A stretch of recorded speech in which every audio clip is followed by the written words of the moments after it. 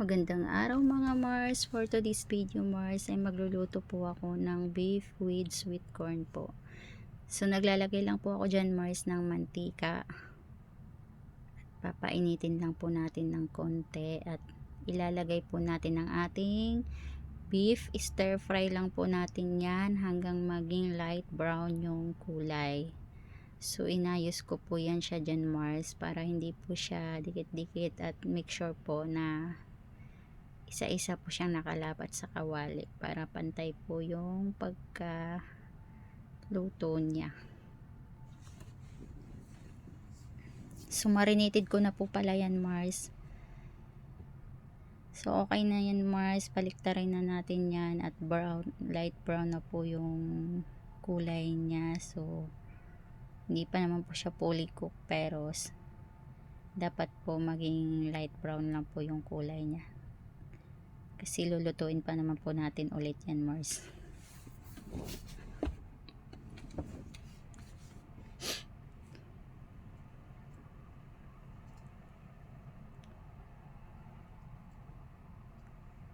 So okay na yan Mars. Isit aside na po natin yan Mars. At light brown na po siya.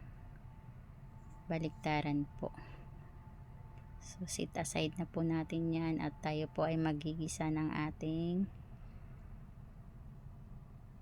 onions and garlic sa parehong kawali lang po.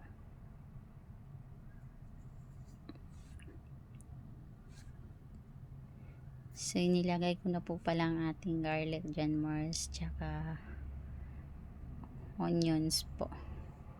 Paghahaluin lang po yan Mars until maging aromatic po siya.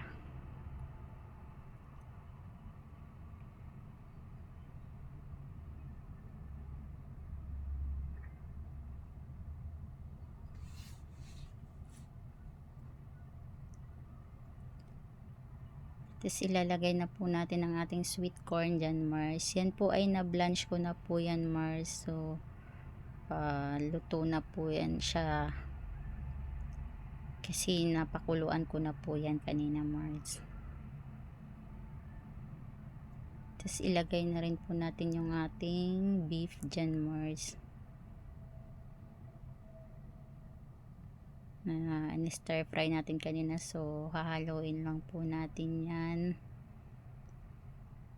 At maglalagay po tayo dyan ng light soy sauce, oyster sauce, tsaka cooking wine. So yan po Mars ay tansyado lang po ang ating paglalagay dyan. Depende po sa dami ng ating niluto. Kasi ayaw po nila ng maalat Mars. So yung katamtaman lang ang panglasa.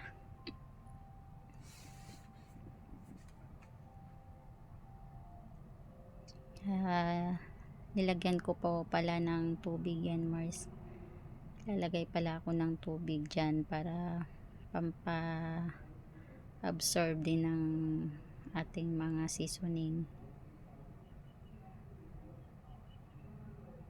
Tapos hinalo ko lang po yan siya. Tapos tatakpan po for 2 minutes Mars. Lulutuin lang po natin ng 2 minutes yan. Kasi na-stir fry naman po lahat yan kanina na blanch na rin po yung sweet corn na yan. So yan Mars, naglagay lang po ako dyan ng ground pepper tsaka sugar.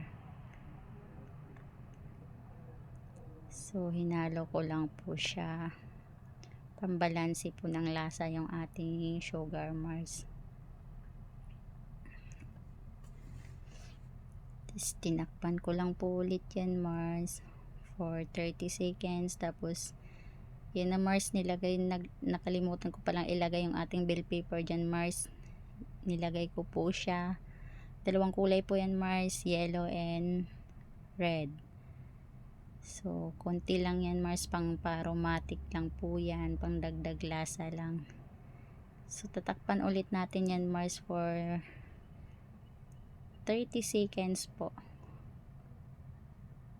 Then pwede na po yan. Kasi malambot naman po yung ating beef po. So, okay na yan, Mars. Then and serve po. Thank you for watching. Please like and share.